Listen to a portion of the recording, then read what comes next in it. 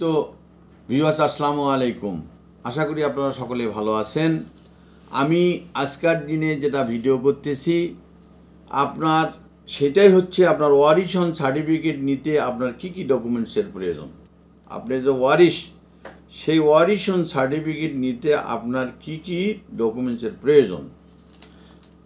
আপনি প্রথম অবস্থায় আপনার ইউনিয়ন পরিষদের মেম্বার অর্থাৎ আপনার ওয়ার্ডের মেম্বার অথবা আপনার এই ইউনিয়নের সংরক্ষিত আসনের পুরুষ লোকই হোক আর মহিলা লোকই হোক, যেই সংরক্ষিত আসনের মেম্বার হবে অথবা ওয়ার্ডের মেম্বার হবে, সংরক্ষিত আসন বলতেই 3টা ওয়ার্ড মিলেই একটা সংরক্ষিত আসন বলা হয়। উনি যদি ওই মহিলাও সংরক্ষিত মহিলাও যদি আপনাকে আপনার ওয়ারিশ সার্টিফিকেটের সমস্ত নাম আপনি লিখে লিপিবদ্ধ করবেন এবং আইডি কার্ড অনুযায়ী আপনার বয়স দিবেন, বাবার নাম দিবেন, সব কিছুই লিখবেন। অর্থাৎ ওয়ারিশন সার্টিফিকেট আপনার ওই সময়ই প্রয়োজন হয় যখন যে ব্যক্তি ওয়ারিশ সার্টিফিকেট নিতে যাবে তখন কিন্তু বুঝতে হবে আপনাকে যে আমার বাবা বা মা মৃত্যু হয়েছে। মৃত্যু হলেই তখন আপনার বাপকে ডেথ সার্টিফিকেট দিতে হবে। আপনার বাপের ডেথ সার্টিফিকেটটা যেটা, এটা ইউনিয়ন পরিষদ থেকে আপনি নিতে পারবেন। অথবা আপনার নিয়ম তাই, অর্থাৎ আপনার কবরস্থানের সনদপত্র থেকেই কিন্তু আপনার সৃষ্টি হচ্ছে আপনার হচ্ছে সে ডেথ সার্টিফিকেট। তো প্রথম অবস্থায় কিন্তু এখন প্রতিটা কিন্তু ইউনিয়ন পরিষদের মধ্যে ইন্ডেক্স নাম্বার আছে, কিন্তু ইন্ডেক্স খাতা আছে, কিন্তু জন্ম এবং মৃত্যু এই জন্ম মৃত্যুর কিন্তু পরিসংখ্যানের হিসাব কিতাব বা হিসাব রাখা হয়, কিন্তু চেয়ারম্যানেরা সঙ্গে সঙ্গে রেখে দেয়। সেটা হচ্ছে কি ইউনিয়ন পরিষদে। এই ইউনিয়ন পরিষদে আপনার সচিবের কাছে কিন্তু এই রেজিস্টারটা থাকবে।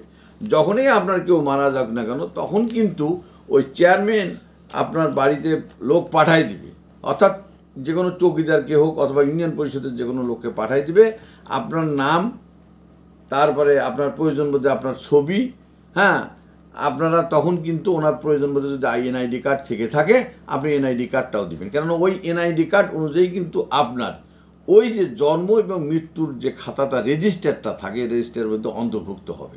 অর্থাৎ ওই এনআইডিটার ফটোকপিও যদি আপনি দেন, ফটোকপি দিলেই যথেষ্ট। তখন আপনার ওই ফটোকপি অনুযায়ী আপনার হুবহুব নামটা লিখে রাখবে যে এত তারিখ এত সময় আপনার বাবা বা আপনার মা বা যে কেউ হোক যে মারা যাবে, তার যখনই আপনারা ওয়ারিশন সার্টিফিকেট নিতে যাবেন তখন কিন্তু আপনাদেরকে অবশ্যই তার একটা ডেথ সার্টিফিকেট চেয়ারম্যানের কাছ থেকে নিতে হবে। তখন কিন্তু তারা ওই ইন্ডেক্স নাম্বার একটা আছে, জন্ম মৃত্যুর একটা খাতা আছে ইউনিয়ন পরিষদের, খাতার মধ্যে কিন্তু লিপিবদ্ধ করে অর্থাৎ নামটা লিখে রাখে, অমুক সময় অমুক লোক মারা গিয়েছে, অতটার সময় তার নাম অমুক, এই বা যাই হোক আর কি, তার নাম যেটা বিদ্যমান থাকে আইডি কার্ডের মধ্যে সেটাই লিখবে।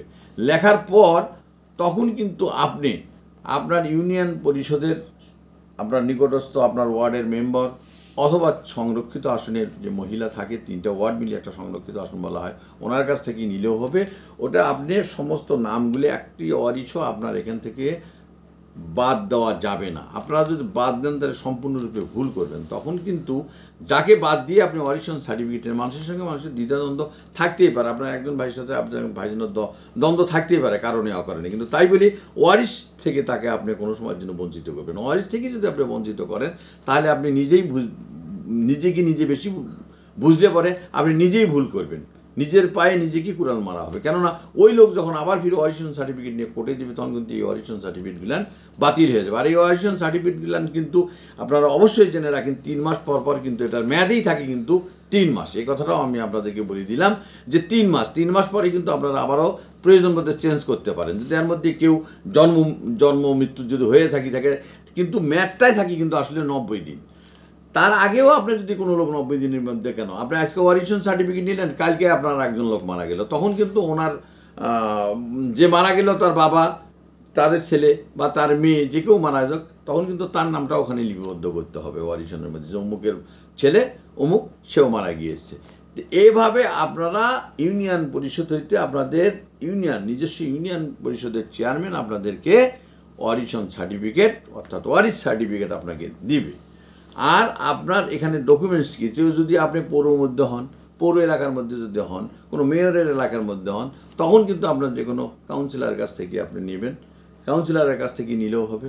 অথবা আপনার ওই কাউন্সিলর যদি আপনাকে সাপোর্ট করে, ওই ওয়ারিশটার সাইডের মধ্যে সিগনেচার সিল দিয়ে তার যদি নামধাম দিয়ে সে যদি দিয়ে দেয়, সেই পরিপ্রেক্ষিতে আপনারা কিন্তু চেয়ারম্যানের কাছে নিয়ে যাবেন যে দেখেন আমাদের, তখন কিন্তু আপনাকে ওই চেয়ারম্যান সাহেব বলবে, যদি আপনি ওটা না নিয়ে যান তাহলে চেয়ারম্যান সাহেব বা পৌরসভার চেয়ারম্যান সাহেব কিন্তু বলবে মেয়র সাহেব যে আপনার যে ওয়ার্ডের কাউন্সিলর অর্থাৎ কমিশনার আছে তার নিকট থেকে আপনি আপনার বাবা যে মারা গিয়েছে তার একটা ছিল সাপোর্ট নিয়ে আসেন, যা অমুকের ছিল আমি অমুক, এই অমুক লোক সে মারা গিয়েছে, তার নাম ওখানে লিপিবদ্ধ করবে। করার পর আপনি ওয়ারিশন সার্টিফিকেটটার মধ্যে আপনার বিস্তারিত নামগুলো এনআইডি কার্ড দেখে করলে সবচেয়ে বেশি ভালো হয়।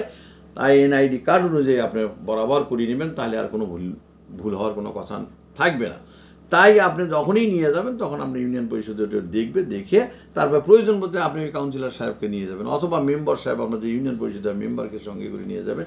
নিয়ে গেলে সে ওখানে আপনাকে সাক্ষী হিসেবে বলবে যে হ্যাঁ আমাদের ওয়ার্ডের মধ্যে অমুক লোক অমুক দিন মারা গিয়েছে, আপনি এটা ওয়ারিশ সার্টিফিকেট ওনাকে দিতে পারেন বা দেন, এনারাই ওনার ওয়ারিশ।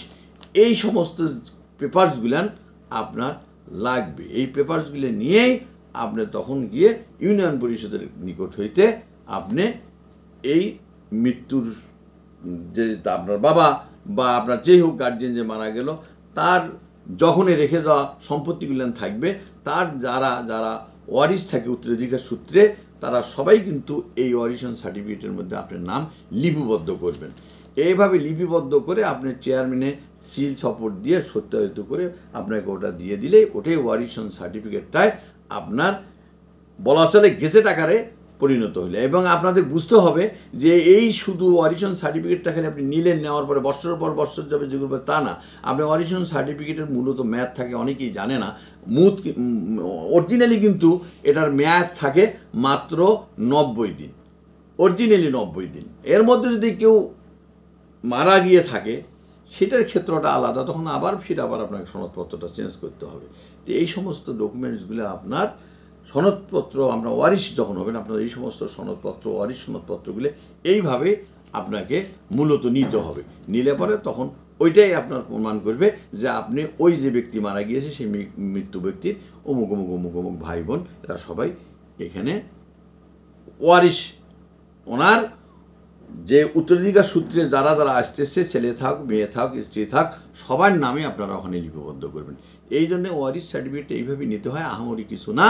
তবে এই ওয়ারিশন সার্টিফিকেটটা আপনাদের যে কোনো গার্জিয়ান মারা গেলে পরে তার ওয়ারিশ সার্টিফিকেটটা অবশ্যই নিতে হবে। আর আপনার বাবা বা যেই হোক, আপনার যেই গার্জিয়ান হোক যে মারা যাবে, যখন আপনারা ওয়ারিশ হবেন তার কিন্তু ওই আবারও বলতেছি কথাটা, তার কিন্তু সঙ্গে সঙ্গে ইউনিয়ন পরিষদ থেকে চৌকিদার হোক যে কেউ হোক একজন পাঠাই দিবে। দেওয়ার পরে আপনি তার ফটোকপিটা দিবেন এবং আপনার ওই ফটোকপিটা অনুযায়ী অমুক দিন মৃত্যু হয়েছে, অমুক নাম অমুক, তখন কিন্তু ওখানে একটা ইন্ডেক্স খাতা থাকে।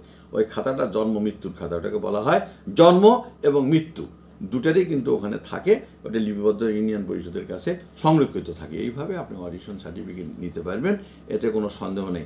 তারপরে আমাদের এখানে হোয়াটসঅ্যাপ নাম দেওয়া আছে, এই ব্যাপারে যদি আপনাদের কোনো জানার প্রয়োজন হয় অথবা আপনারা যদি মনে করেন মেসেজ পাঠাইতে পারেন, ইনশাল্লাহ আশা করি আপনারা আমার ভিডিও পর্যায়ক্রমে দেখতে থাকেন। আশা করি আপনারা ভালো আছেন, এই আশাবাদ ব্যক্ত করে আপনাদের সুস্বাস্থ্য কামনা করে শেষ করছি। আসসালাম।